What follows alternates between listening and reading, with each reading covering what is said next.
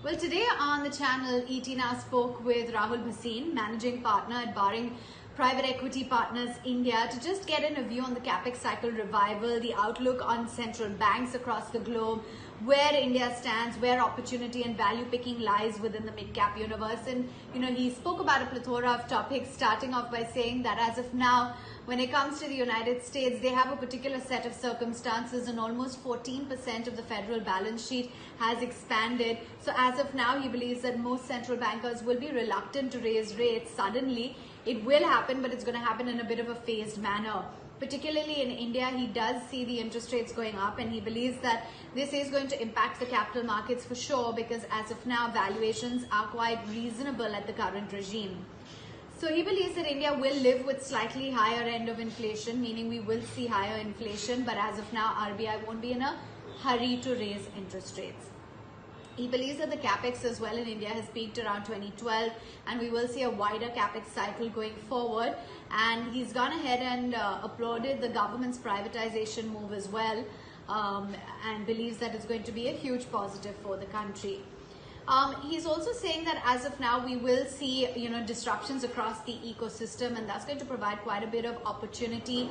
And in particular, we are seeing, within the cyclical space, a lot of high beta companies. They tend to be within the media as well as in the financial space, and that any investor with a medium to a long-term time horizon has ample investment opportunity.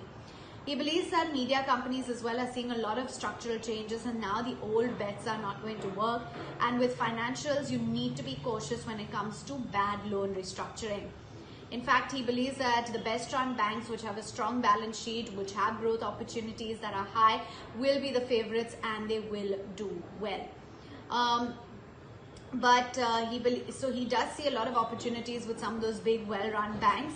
He's also extremely positive on the gold loan companies like Manappuram Finance, for instance, where he sees merit in the long haul. He believes that mid-cap IT firms may not, as of now, give astronomical returns, but there is a lot of growth left for the large and mid-cap IT firms. Another space he spoke of was recycling businesses that are going to be huge going forward. He sees a lot of opportunity for companies that are with safety, with the environment focus as well. And he believes that there's a lot of opportunity within some of these companies.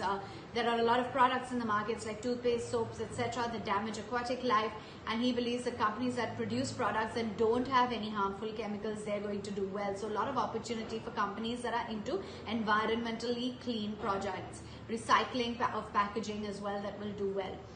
He also sees a major shift to EVs, and he believes that is going to be faster than expected, and that's going to start off with two-wheelers, as he believes the operating costs of EVs are significantly lower than ICEs.